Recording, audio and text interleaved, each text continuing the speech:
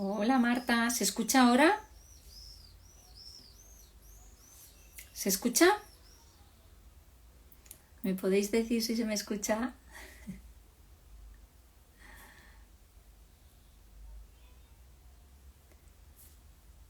Hola, hola Lorena, bien, ok. Lorena, envíame solicitud, así hay menos problemas. Ok, gracias Tere. Ay, Gloria, ¿no me escuchas tú? Ah, vale, ahora sí, dice. Ok, gracias. Lorena, envíame invitación aquí.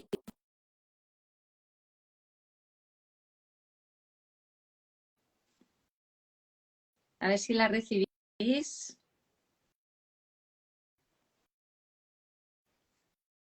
Y os podéis unir ya.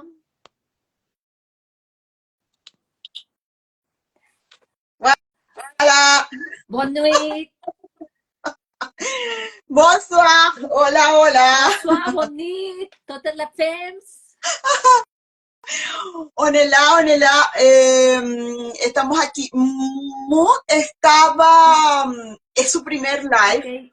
ella nunca ha hecho live en Instagram, entonces me dijo, necesito que, moi, yo attends. Ah, ok. Ella dice que ella está esperando que le puedan enviar la solicitud. Ella Sí, está sí. aquí. Ya la tiene, ¿eh? Debe estar a punto de entrar porque ya no me aparece. Bonsoir, les filles, por aquí dicen. Bonsoir, bonsoir les filles, bonsoir l'heure. Yo he estado practicando el Bonne nuit, les femmes. Bonne nuit les filles, bonne nuit les Bonne nuit, filles. les filles. Ah oui, leur dit on vous attend bien. Dice, Lord dice que nos escucha bien. Dice que Ok. nos escucha bien. Mo, tu puoi appuyer la demanda de Sí, la he invitado ya. la demanda de invitación. Bonsoir, Milena. Bonsoir. Ciao, please, salut. Hola, Lice. Ella está, yo me imagino que la va a ver. Debería, yo creo que está aquí. Sí, A ver, a ver, a ver. está por aquí, pero ahora ya no me aparece la solicitud. Es como si ya lo hubiera aceptado, pero no ahora vuelve a entrar. Ok, vale. Ajá. Ok. Mod, ahora ya lo tiene. Mais tu dois appuyer la demande d'invitation que t'envoie. Ah, Et voilà, ça y ça y est, est. Ouais, on est est-ce là. que vous m'entendez? Oui, Parfait. parfaitement. Bonsoir Bonsoir, ma tout le monde. belle. Lorena, Bonsoir, bonsoir. bonsoir, Mod. Bonsoir. Je n'ai pas parlé français. Lorena va traduire. Yo os dejo el espacio, Lorena, y disfrutarlo. Y estoy aquí en la retaguardia.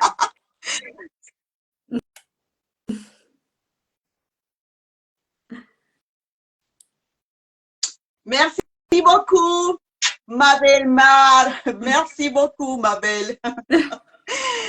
Bonsoir à tout le monde, bonsoir à toutes les filles et bonsoir à toutes les personnes qui nous regardent maintenant en direct et les personnes qui nous regardent là en différé.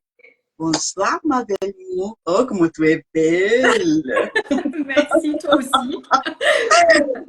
Merci Bonsoir tout le beaucoup, monde. regarde. Aujourd'hui, je suis une femme émancipée avec Frida Kahlo. Regarda, regarda mon écharpe. Superbe. Merci beaucoup. Bon, mais écoutez tous, et ça c'est comme dit Marc, mais je vais dire maintenant ça en français. Et c'est un espace pour raconter des histoires. En fait, c'est surtout les filles qui racontent des histoires ici, dans cet espace de les femmes avec des histoires pour raconter. C'est un espace qu'il y a pour objectif émanciper une femme à travers de leurs histoires. C'est ça. Et voilà, et aujourd'hui, on va écouter l'histoire de notre cher Mou. L'histoire de notre cher Mou, et j'adore le titre, Ma vie en 3D parts. C'est l'histoire de Mou Tissera, c'est son nom. Et c'est une femme merveilleuse. Il a traversé des choses très, très dures dans sa vie, mais loin de l'intimider, loin de les faire peur. Moi, ça l'a renforcé beaucoup. Et aujourd'hui, elle nous va raconter trois pas son histoire. Bon, je te laisse le microphone. Alors, bonsoir tout le monde. Oui, je remercie déjà Lorena et toute la communauté de m'avoir invitée ce soir. Et pour vous raconter un petit peu ma vie qui effectivement s'est passée en trois grandes étapes avec des moments très très difficiles. Voilà. Tout a commencé, je suis née dans un petit village qui s'appelle Venise, comme la ville en Italie, mais qui est un petit village en Franche-Comté. Dans une famille où la maman était enseignante et le papa était graphiste, publiciste, avec une éducation à l'ancienne, assez stricte, où on montrait pas trop ses émotions. Et après un bac littéraire, moi je rêvais de faire psycho, mais ma mère qui était instite m'a dit écoute Maud, il est hors de question que tu ailles faire une fac de psycho, c'est la fac des nuls, donc tu feras du droit. Donc j'ai pas eu trop j'ai pas eu trop le droit finalement de choisir. Et elle m'a inscrite direct à une école de clerc de notaire pour devenir clerc de notaire. C'était vraiment pas une profession de cœur, c'est une profession que j'ai fait. Enfin, je me suis lancée là-dedans parce que maman avait dit ça et qu'à l'époque, ben oui, il y a une trentaine d'années, on écoutait un peu ses parents en fait. Je me suis mariée assez tôt. Enfin, aujourd'hui, on dirait assez tôt, puisque la moyenne d'âge aujourd'hui qu'on se marie, c'est plus autour des 30 ans. Moi, j'en avais 24. Et je me suis mariée avec le père de mes deux filles, qui avait une entreprise dans le bâtiment. Et comme le notariat ne me plaisait pas plus que ça, que j'avais déjà fait quelques années dedans, j'en ai profité pour aller travailler avec lui dans cette entreprise. C'était quelqu'un c'est quelqu'un de très gentil, hein, il est toujours en vie, mais qui, dès le début, aimait beaucoup faire la fête et qui avait tendance quand même à boire. Voilà.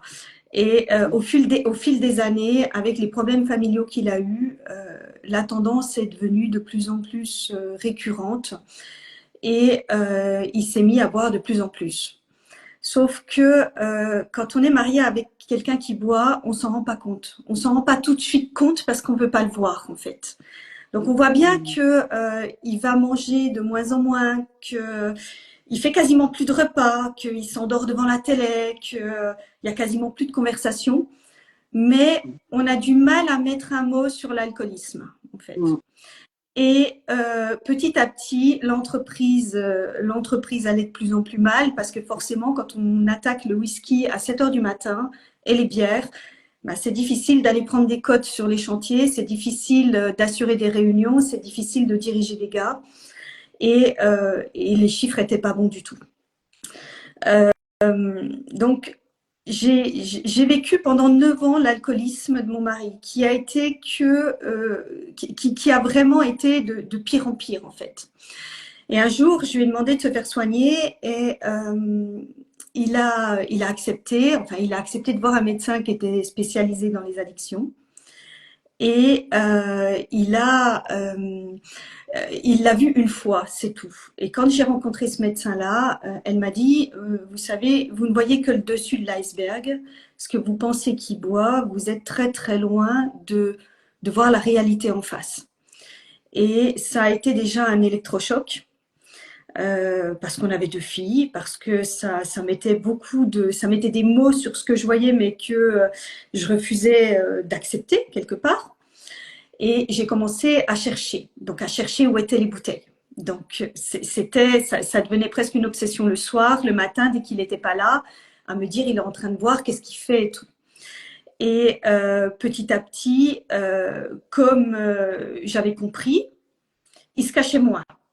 Ce qui veut dire que le soir, il buvait devant moi, il dormait par terre, il s'endormait par terre. Un jour, j'étais sur le canapé Et j'étais en train de regarder la télé et en fait, il s'est réveillé d'un coup, il a fait pipi comme ça, sur le canapé, sur les plantes, par terre, partout. Voilà. Donc ça prenait vraiment des proportions dramatiques et c'est toute une période de ma vie où j'étais très très mal.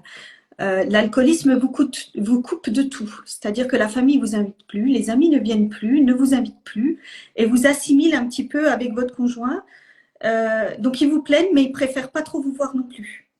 Donc on est profondément isolé et on ne sait pas comment faire et on ne sait pas, surtout quand on est quelqu'un qui a envie d'aider les autres, on a l'impression qu'on va pouvoir l'aider, on va l'impression qu'on va pouvoir l'aider à s'en sortir. Sauf que c'est juste une illusion et que tant que lui n'a pas pris conscience qu'il est alcoolique et qu'il veut s'en sortir et qu'il n'a pas touché le fond du tunnel, nous on se bat contre du vent, on se bat pour rien, on s'épuise pour rien. On est parti en voyage, en Thaïlande avec un de nos fournisseurs où il y avait plein d'autres entrepreneurs. Et pendant ce voyage-là, j'ai vécu, je pense, un des moments les plus durs de ma vie, où on faisait un trajet en train de nuit. Il avait beaucoup, beaucoup, beaucoup bu.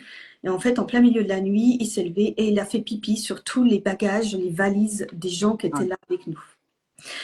Et là, j'ai senti tellement un sentiment de honte tellement puissant, mais tellement puissant, que je me suis mis dans mon lit, j'ai pris un somnifère pour qu'on m'oublie. Et le lendemain, j'ai demandé aux organisateurs qu'ils me trouvent un vol pour repartir, pour retourner en France, parce que je pouvais pas supporter ça, parce que le regard des autres était quelque chose d'excessivement difficile. Et que j'étais vraiment, voilà, c'était quelque part le coup de grâce qui me faisait.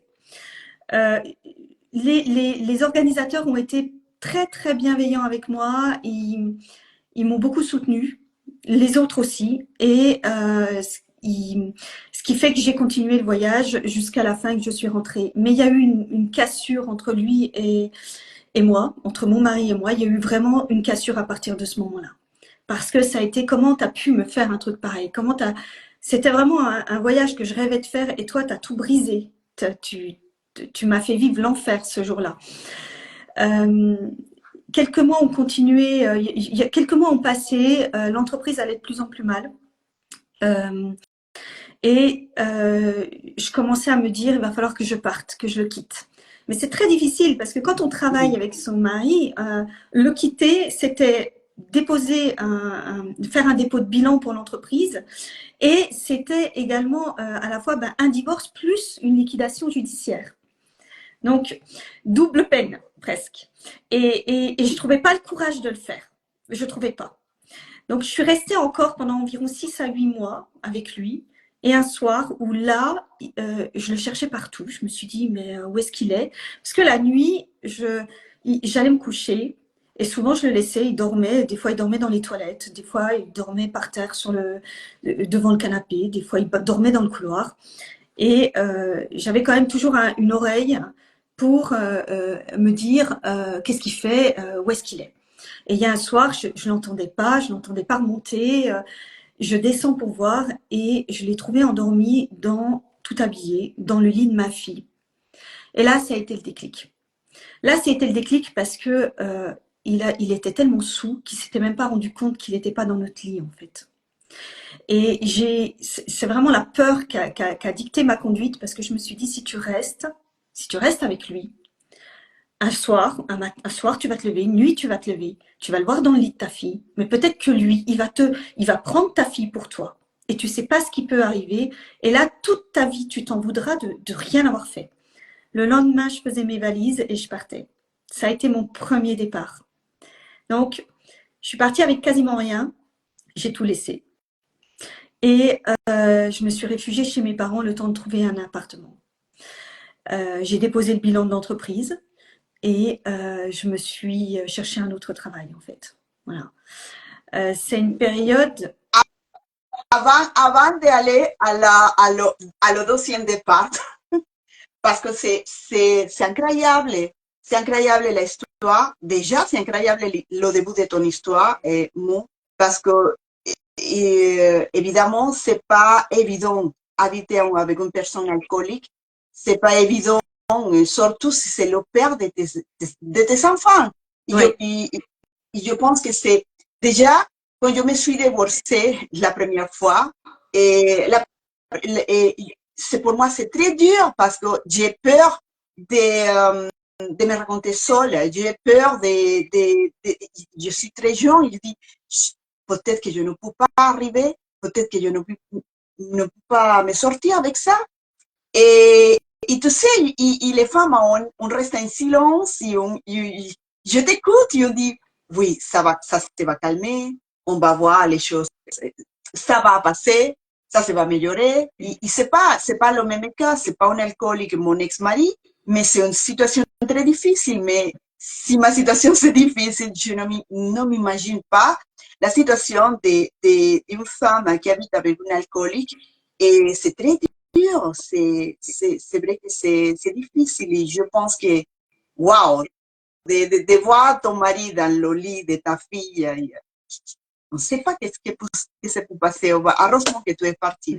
Mais j'imagine que c'est pas évident. Alors, c'est quelque chose, c'est quelqu'un, mon ex-mari est quelqu'un que j'ai aimé, que je respecte beaucoup, qui aujourd'hui s'est soigné, hein, après 5 cures il a touché le fond. Il a vraiment touché le fond. Il a fallu ça pour qu'il prenne conscience de son alcoolisme et qu'il accepte de faire des cures. Il y en a fallu 3, je crois, 3 ou 4 cures pour qu'aujourd'hui, il aille très très bien, il s'en sorte, il a refait sa vie. Mais on avait tout.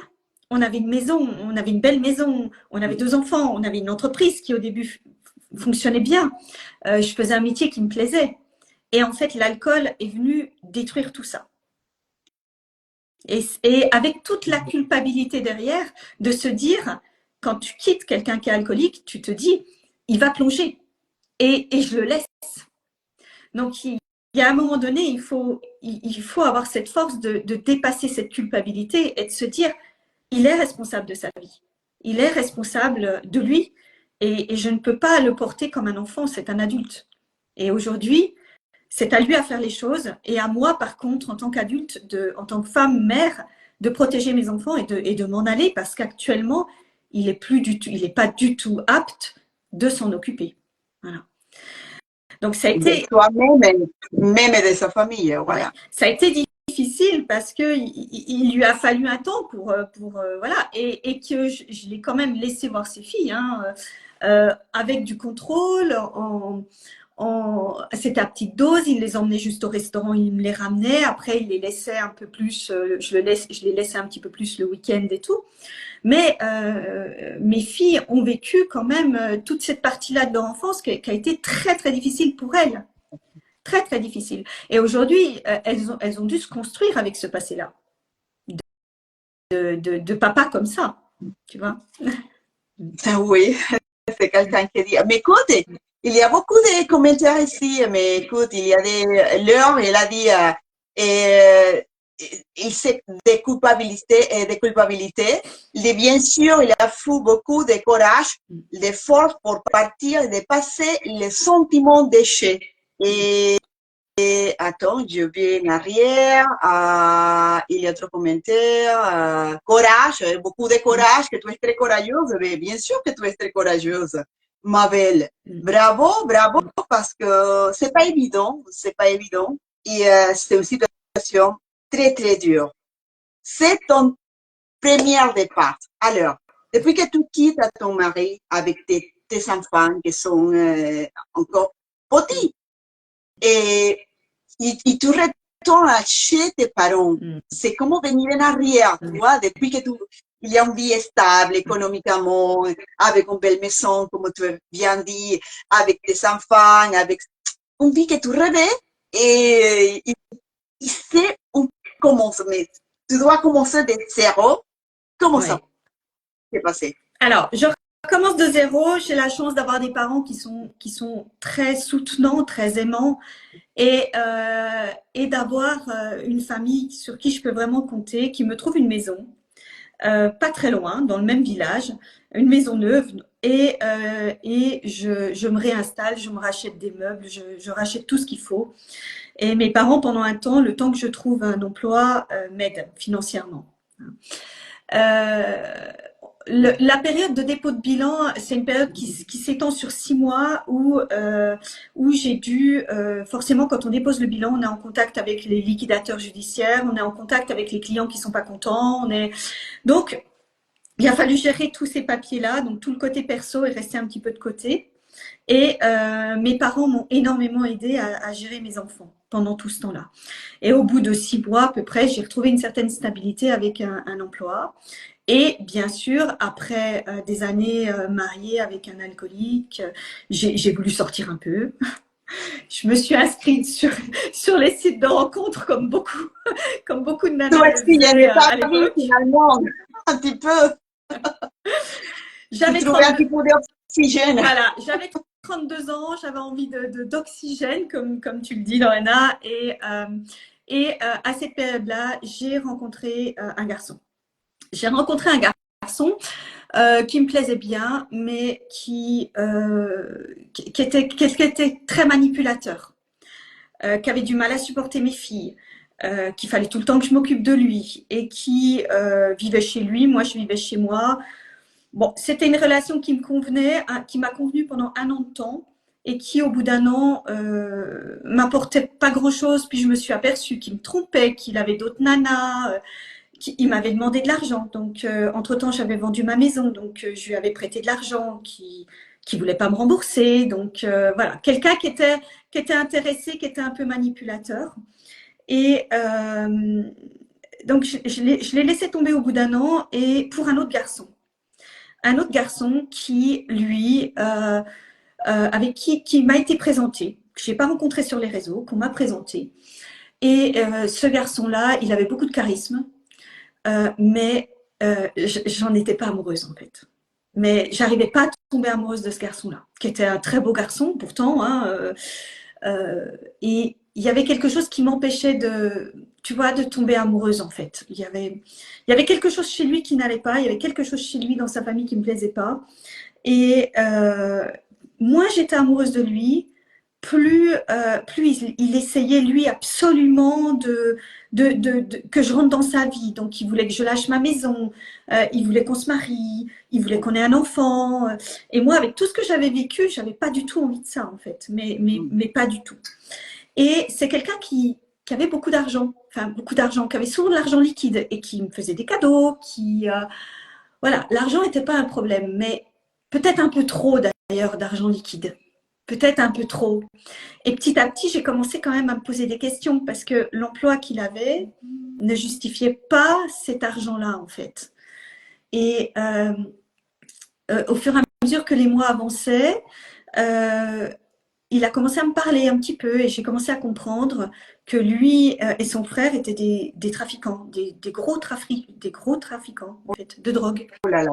Et qu'ils avaient des appartements à Berne, en Suisse, où ils faisaient pousser notamment du cannabis, mais d'autres, enfin, où ils faisaient pas mal de trafic. Et ils rapportaient ça en France et ils le revendaient et ils faisaient partie d'une c'était des narcotrafiquants, mais quand même pas le petit niveau. On n'était pas sur voilà, on n'était pas sur là le petit trafiquant qui va faire en fait qui va vendre un peu de shit comme ça. Non, non. Là, j'ai découvert des armes.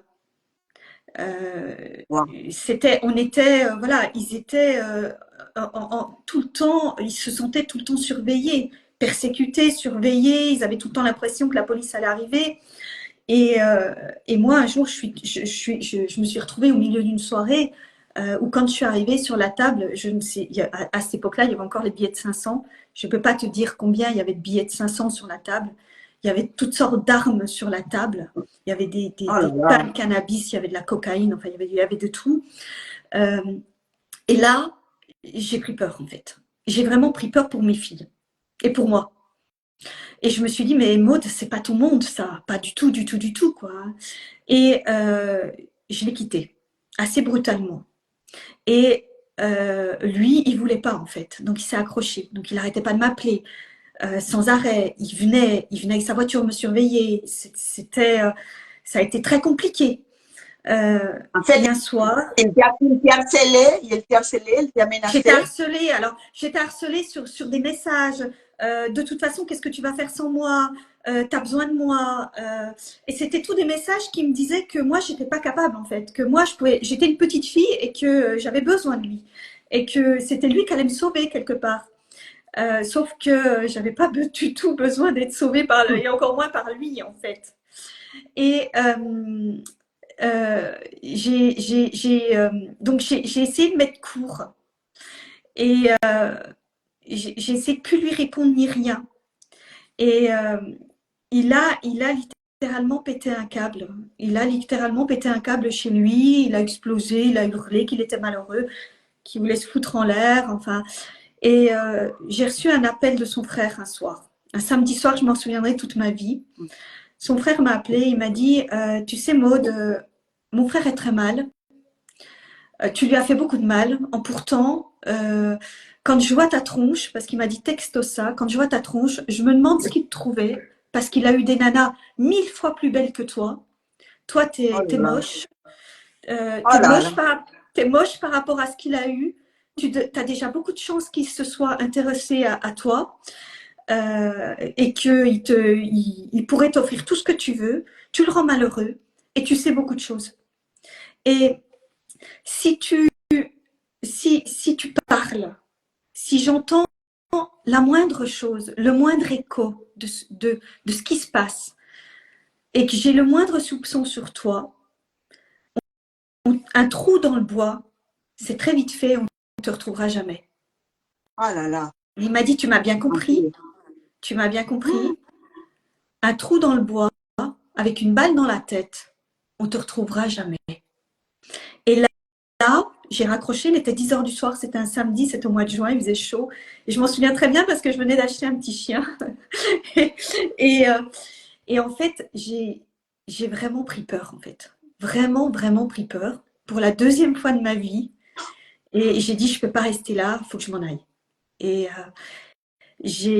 3 semaines plus tard, je quittais la maison, je quittais la Franche-Comté et je partais en Haute-Savoie.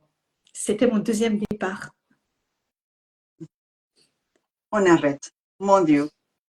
Tu parles de un entourage avec un alcoolique et après avec un narcotrafiquant. Mais tu dois écrire un livre. Mon. Parce que quand j'écoutais la description de la table, écoute, j'ai senti que je suis devant la télé avec un film. Oui, et sérieux, je sentis ça, mais avec les armes sur la table, la drogue, l'argent liquide. Et en fait, c'est un sous-monde, c'est quelque chose de très tordu. Et une fille comme toi, très bonne personne, mais c'est incroyable comment tu peux tomber dans des histoires pareilles. Mais que maintenant, j'imagine que ça te donne beaucoup de courage, beaucoup de force, parce que c'est pas évident pour une fille de 30 ans ou de 31, 33 ans, dire ce type d'histoire, c'est très, très, très, très dur. Et, et je sens que tu es très courageuse de raconter ça ici en direct aujourd'hui. Depuis de combien d'années? Ça fait combien d'années? Alors écoute, aujourd'hui j'ai 51 ans, tu vois, donc j'avais 33 ans, ouais. 33 ans. Wow, Mm. wow. Non, tu dois écrire un livre. Je pourrais en écrire plusieurs. Bien sûr que tu pourrais, c'est incroyable. Ouais. Je suis surpris et c'est un truc de fou. Ton deuxième départ, finalement, tu arrives ici, à la Haute-Savoie. Donc j'arrive en Haute-Savoie. Entre-temps, j'avais rencontré Sébastien, qui est mon mari actuel, avec qui j'ai eu un petit garçon qui aujourd'hui a bientôt 14 ans. Donc entre-temps, j'ai rencontré à Besançon mon Sébastien. Et je lui ai dit que j'allais chercher du travail sur la Haute-Savoie et que j'allais m'en aller quand je l'ai rencontré. Donc, il savait une partie de l'histoire, peut-être pas tout dans tous les détails, mais il savait quand même une partie de l'histoire. Et j'ai trouvé du travail très très vite et en 3 semaines, au final, je suis venue en Haute-Savoie. Il y croyait pas trop en fait, hein. Sébastien pensait que j'allais revenir sur Besançon, que j'allais faire 3 mois, parce que lui avait aussi une entreprise dans le bâtiment. Il pensait que j'allais faire 3 mois et que j'allais revenir en fait. Euh, et, euh, et au final non, parce que quand on arrive à Évian, c'est une région qui est tellement belle Oui, que c'est difficile d'en partir. Et, oui, c'est vrai. et j'ai trouvé la sérénité à Évian. J'ai vraiment trouvé la sérénité. À Évian, donc Sébastien a mis 3 ans pour venir me retrouver à Évian. Et entre-temps, je suis repartie dans le notariat où j'ai été embauchée dans une étude et que j'ai recommencé mon travail de clerc de notaire en fait. Et c'est revenu très très vite, tous les réflexes sont venus très très vite. Et j'étais au pôle immobilier, donc je m'occupais essentiellement des ventes immobilières. Et comme j'étais quelqu'un qui suis assez organisé, qui travaille beaucoup, beaucoup, beaucoup d'heures, très, très vite, euh, très, très vite, en fait, les agences ont aimé travailler avec moi parce que j'avais la réactivité et, et tout le passé que j'avais en tant que, pour avoir dirigé une entreprise, dans ma première entreprise finalement avec mon premier mari, toute cette expérience-là faisait que j'avais tout un côté commercial et les différents jobs que j'avais faits. Donc, ce côté commercial venait apporter un plus au final au boulot de notariat. Et les agences ont commencé à me surnommer, moi ça me faisait beaucoup rire, la Ferrari du notariat. Donc ça m'avait Yo fait beaucoup regardé rire. para con resumen, la Ferrari del notariato. Voilà, ça m'avait fait beaucoup rire. Ça m'avait fait beaucoup rire. Voilà, je suis restée dans cet office notarial. J'y suis restée pendant 4 ans, presque 5 ans. Et j'ai été démarchée par par une étude notariale qui était le concurrent de la première en fait, qui m'ont démarché, qui m'ont fait une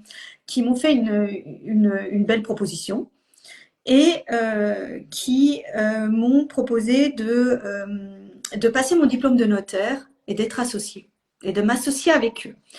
Donc, pour moi, c'était vraiment une jolie revanche, en fait. Et c'était vraiment, voilà, je me disais, j'ai travaillé très dur, j'ai passé beaucoup d'épreuves, j'ai vécu beaucoup de choses difficiles. J'avais fait, je crois que j'ai dû faire à peu près 13 jobs en tout dans toute ma carrière. Et c'était vraiment, voilà, l'aboutissement de quelque chose. Et j'étais très, très, très contente. Donc, au début, dans cette étude-là, tout se passait bien. Tout se passait très, très bien, même peut-être un peu trop bien, en fait. Mais peut-être un petit peu trop bien Attention. parce que voilà, je me suis retrouvée avec un patron qui était quand même très, très particulier et qui très, très vite est devenu comme si c'était mon meilleur ami, en fait. Donc, il m'a partagé des choses de sa vie, beaucoup de choses de sa vie. Il m'envoyait des messages, il me racontait ce qu'il faisait le week-end. Euh, il venait souvent me voir dans mon bureau pour me raconter sa vie, ses enfants, parce qu'il avait des enfants. Et on passait vraiment de très bons moments. On a beaucoup ri. C'est quelqu'un qui a beaucoup d'humour. C'est quelqu'un qui est très agréable, qui parle très bien, qui présente bien, qui est un beau mec, qui est notaire, donc qui avait beaucoup de qualités. Et mais qui avait quand même un côté sombre en fait, qui avait quand même un côté sombre. Donc petit à petit, on était un peu comme ça, des amis qui discutaient, mais avec une certaine ambiguïté qui me convenait pas. Parce que j'arrivais pas à me savoir où me placer. J'arrivais pas. J'étais en fait à la fois l'employé, à la fois quelqu'un que tu considères comme une amie, mais que tu connais que depuis 4 mois. Oui.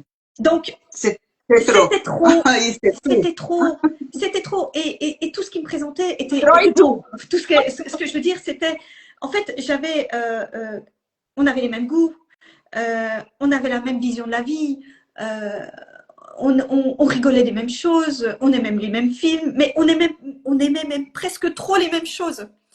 Et cet effet miroir-là, c'est quelque chose que j'avais pas connu encore. Et qui m'a beaucoup déstabilisée parce que je ne savais pas comment me positionner.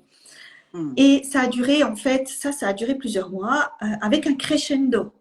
Et parallèlement, ils m'ont demandé donc de m'inscrire à la formation pour devenir notaire. Donc c'est une formation qui est sur 2 ans et qui aboutit par un examen final où on passe devant un jury avec un examen écrit et un grand oral en fait. Et c'est un examen où ils en prennent une quarantaine sur presque 100, enfin à peu près, grosso modo 30-40%. Un examen qui est très très dur, qui demande le sacrifice pendant 2 ans de tout. Et de revoir, de se replonger dans les bouquins de manière très très intensive, puisqu'on nous disait qu'il fallait travailler à peu près entre 15 et 20 heures par semaine, en plus de notre travail actuel, en travail personnel pour obtenir cet examen. Donc, je me suis inscrite à cet examen-là. Et le tout premier cours, c'était un cours de coaching. Et c'était un ancien notaire qui était devenu coach. Et là, ça a été une journée qui est restée gravée dans ma mémoire. C'était à Lyon. Et quand j'y pense, je ressens même la lumière et la chaleur de cette journée-là. Et je le vois encore devant moi. Je le vois se présenter. Et ce mec qui, en l'espace de 10 minutes, a réussi à porter a réussi à prendre 40 personnes dans une pièce et à les monter en énergie, mais d'une manière extraordinaire. Et on s'est tous retrouvés hyper motivés, hyper en énergie. Et je me suis dit, mais ce type, c'est un magicien, quoi. C'est pas possible. Comment il arrive à faire ça? Comment il arrive à nous donner autant de peps? Comment il arrive à nous donner, à croire en nous, à nous donner confiance comme ça? Et je savais même pas que c'était un métier, moi. Et c'est venu droit dans mon cœur, ça. Mais vraiment droit dans mon cœur. Je suis sortie de cette journée, je l'ai pas vu passer, je suis sortie de cette journée de cours où j'étais complètement... il s'était passé quelque chose, en fait. Et je me suis dit, ça a été une rencontre. Ça m'a touchée. Ça a été mais la première fois de ma vie où vraiment c'était la rencontre, en fait. La rencontre. Et les mois ont passé. Je l'ai laissé de côté. J'y pensais souvent, mais je l'ai laissé de côté. Et les mois ont passé.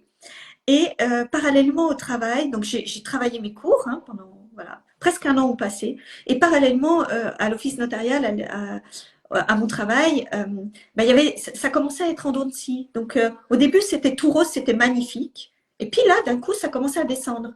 C'est-à-dire que mon patron commençait à passer devant mon bureau sans me dire bonjour. Un jour, 2 jours, 3 jours. Il me disait bonjour à 5 heures du soir. Il m'adressait plus la parole. Il m'apportait les dossiers quand j'étais pas dans le bureau. Et là, j'ai dit, oh là, qu'est-ce qui se passe?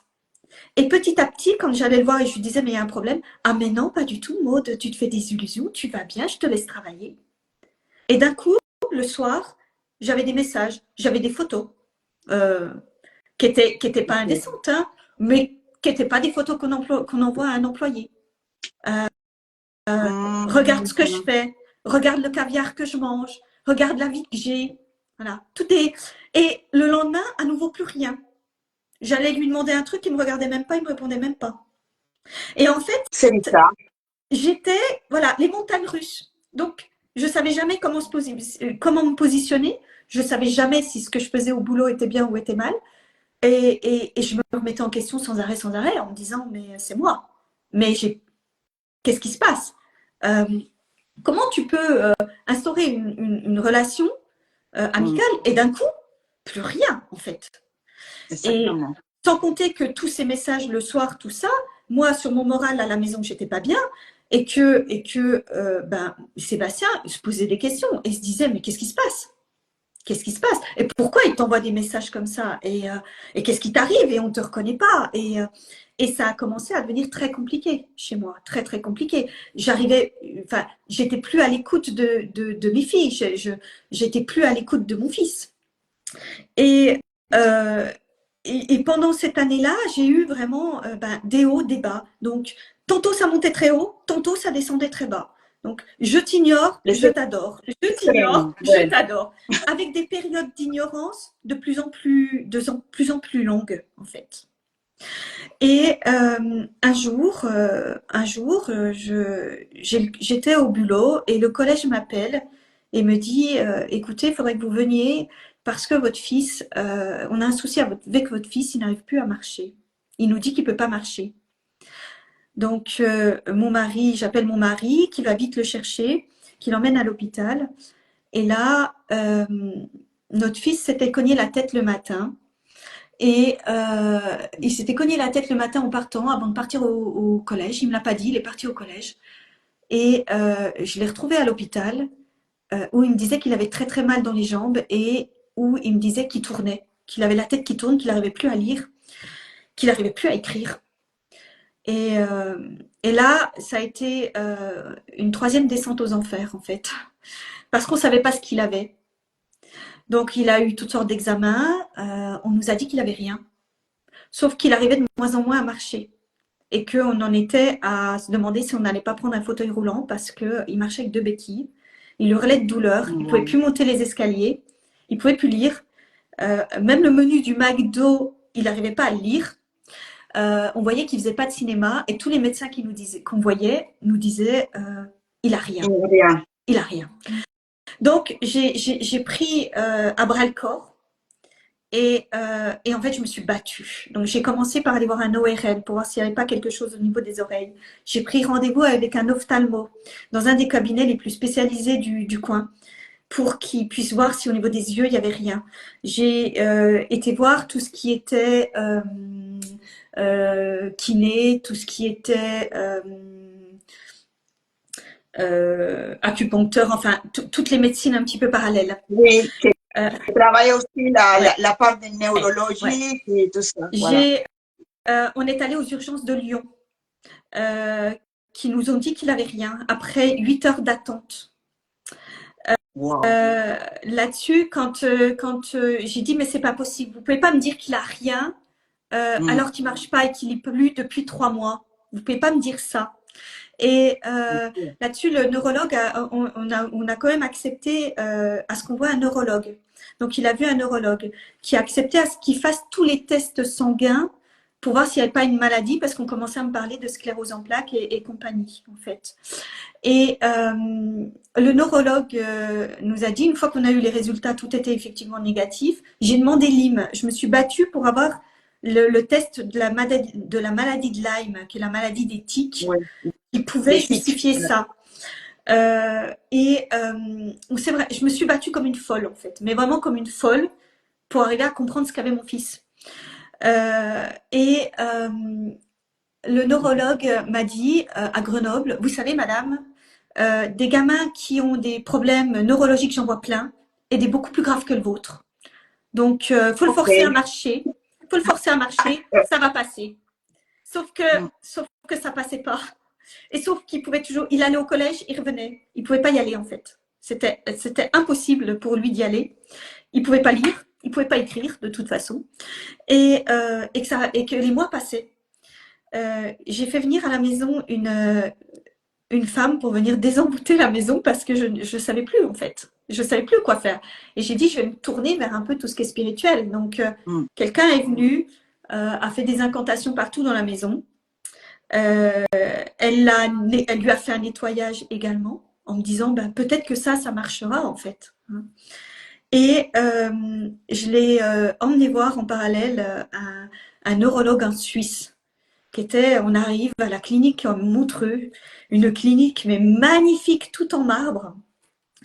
Quand on voit le prix de la demi-heure, on a compris pourquoi. C'était plus d'un SMIC français, c'était épouvantable. Et c'est un vieux bonhomme qui est venu, qui nous a accueillis, qui avait bien 70 ans, et qui nous a amenés dans son cabinet, qui a regardé comment il marchait, en fait, comment notre fils marchait et tout. Et qui nous a dit, qu'il a discuté avec lui et tout, et qui nous a dit, votre fils a un choc post-traumatique. Je peux pas vous dire quand est-ce que ça va revenir. Je peux pas vous dire ce que c'est. Tout ce que je sais, c'est que il y a quelque chose qui a fait qu'il a tout bloqué.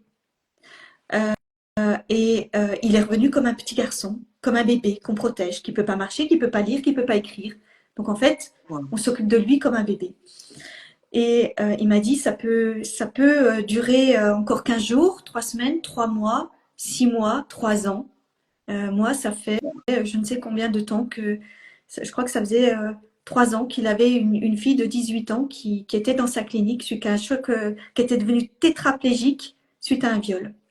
Donc, nous, on ne savait pas du tout ce qu'avait eu Sacha. Donc là, tant vous dire que quand on revient à la maison et qu'on vous annonce ça, c'est un gouffre qui s'ouvre sous vos pieds. Et là, vous faites tout le film de ce qui a pu se passer les derniers mois. Et vous questionnez. Et vous vous dites, il y a eu quoi? Harcèlement? Qu'est-ce qu'il y a eu au collège? Qu'est-ce qu'il y a eu? Est-ce que ce serait dans la famille? Parce que vous vous mettez à soupçonner tout le monde. Ouais. Mais jusqu'à vos propres parents. Parce que vous cherchez à comprendre, on veut comprendre, on veut savoir ce qui s'est passé. Et je suis tombée en cherchant, je me suis dit comme ça, pour moi, la seule solution pour mon fils, peut-être, enfin en tout cas, la solution qui m'est venue, c'était l'hypnose. J'ai trouvé quelqu'un qui est extraordinaire, qui fait de l'hypnose profonde du côté de Genève. Je l'ai contacté, il m'a dit, je ne fais pas d'hypnose profonde sur les enfants. C'est trop, voilà. Et je lui ai dit, mais je vais expliquer la situation. Et il m'a dit, amenez-moi votre fils. Je lui ai amené et il est resté tout seul avec Sacha. Et il m'a téléphoné après la séance et il m'a dit, écoutez, normalement, dans 3 semaines, il va remarcher. Les yeux ça va être un peu plus long. Mais à la fin de l'été, il reverra clair et il arrivera à relire. Je le reverrai encore 3 fois et ce sera bon. 3 semaines après, on était au bord de la piscine et je vois Sacha qui me dit oh, j'en ai marre de ces béquilles. Et d'un coup, il les lâche. Et je le vois qui marche, mais comme s'il était vraiment comme s'il avait des très très graves problèmes, mais il arrivait quand même à marcher. Et petit à petit, je le vois qui marche plus vite, qui marche plus vite. Et au bout d'une demi-heure, je le vois courir. Ça faisait 5 mois, ça faisait 4-5 mois qu'on attendait ça. Et là, en l'espace d'une demi-heure, il se met à courir. Et la vue est revenue effectivement 2 mois après, à la fin de l'été, 1 semaine avant de reprendre le collège. 1 semaine avant de reprendre le collège. Donc, tout ça a fait que tout ça a été une grosse parenthèse pour dire que déjà quand on se bat, on arrive. Voilà. Ouais. Le premier truc. Et que j'ai vécu ça en parallèle d'un patron qui me faisait des coups de chaud-froid, chaud-froid, chaud-froid. Ouais, exactement. Parallèlement, c'est dur. Et en préparant un diplôme de notaire. Qui, à cette époque-là, j'ai dû mettre un petit peu, j'ai arrêté parce que j'ai dit, mais attends, aujourd'hui, la priorité, elle est où? Et finalement, le diplôme de notaire, qui te demande de le passer? Est-ce que c'est vraiment ton rêve à toi? Mais si ça avait été le cas, pourquoi tu n'y as pas pensé plus tôt, en fait? Ou est-ce que c'est le rêve de tes patrons? Parce que tu vas leur racheter des parts et que tu es peut-être leur portefeuille, leur porte ouverte pour leur retraite. Et là, il y a eu un... Oui, mais c'est intéressant lo que tu dis maintenant, parce que regarde, c'est le rêve de ton patron, et ça me revient, on vient en arrière à ta maman. C'est quoi le rêve de moi ou c'est le rêve de ta maman? Alors, bon, c'était le rêve de ma mère, c'est le oui, rêve le rêve de ton patron, regarde. De mon patron. Et là, il a commencé, il y a eu un déclic qui a commencé à se faire tout doucement, en fait. Hein. Et je continue à aller en cours puisque j'ai fait la formation jusqu'au bout. Et j'ai dit, je vais jusqu'au bout de cette formation-là. Donc, je l'ai faite, j'ai rendu tous les devoirs qu'on me demandait. Et il y a eu un deuxième cours de coaching. Et là, j'ai ressenti ce que j'avais ressenti la première fois en fois 1000. Et je me suis dit, mais en fait, je suis sortie de là et j'ai dit, en fait, c'est pas notaire que je veux être, c'est coach. Et c'était une évidence pour moi, une évidence en fait, qu'après tout ce que j'avais parcouru, toute cette vie en fait, tous ces moments difficiles, alors que au départ j'étais quand même issue d'une famille où j'étais un peu dans un cocon, hein, Ouais. que il était temps peut-être aujourd'hui de vivre quelque chose pour moi et d'en faire le métier que j'avais envie. Et c'était le métier de coach en fait. Donc j'ai été jusqu'au bout j'ai été jusqu'au bout de la préparation de l'examen de notaire. Je ne l'ai pas passé, je ne la passerai jamais. Je ne serai jamais notaire. Je, Mais je maintenant, suis, c'est la nouvelle. voilà, Moi, voilà, je ne serai jamais notaire. Et aujourd'hui, j'ai envie de dédier ma vie, ce qu'il en reste en tout cas, à aider les femmes dans tous ces voilà, changements de vie non désirés. Ce que j'appelle les changements de vie non désirés, c'est tous ces moments qui nous viennent dessus et qu'il faut faire avec en fait. Toutes ces épreuves qui sont difficiles voilà. et aussi de les aider quand elles sont face à des personnalités toxiques. Voilà, d'y Wow. faire face. Yo adoro ton 300 pas. Y yo adoro ce 300 pas y ya va a finir la interview. Wow, c'est une histoire très, très profonde, très, très intense, très, très touchante parce que c'est vrai qu'on peut arriver. On peut arriver. Et regarde-moi maintenant, c'est ton nouvel départ et finalement, tout s'est passé. C'était très ombre et bon, mais il y a de bonnes choses aussi parce qu'il y a des enfants, il y avait beaucoup de choses, mais c'est en fait te mettre pour finalement t'amener à cet chemin comme un maître, comme un guide pour beaucoup de personnes qu'il y a des histoires très, très obscures aussi, très, très difficiles dans la vie. Tu vois, c'est vraiment l'apprentissage. Il y a toujours une, une cause et une conséquence. Et définitivement, la conséquence maintenant de ce résumé de ta vie, waouh, t'amène à une jolie vie, finalement. Je me sens très, très contente et en plus privilégiée d'écouter ton histoire ici en direct avec la communauté des filles avec des histoires pour raconter, des femmes avec des histoires pour raconter. Et je te remercie beaucoup pour ton courage toute ta vie et pour ton courage de raconter ton histoire ici en direct. Merci beaucoup. Merci Merci beaucoup. Lorena, merci beaucoup. Je voulais juste dire à tout le monde qui sont là, qui partagent ça avec moi, c'est de leur dire qu'il faut toute la nuit pour faire le jour. C'est une très très belle phrase de Victor Hugo que j'adore. Voilà, il faut toute la nuit pour faire le jour. Voilà. Merci beaucoup. Pour toute la nuit pour faire le jour. Gracias, Merci Lorena. beaucoup, ma belle. Je t'embrasse. Chao. Chao. Gracias a todos. Ciao. Bye.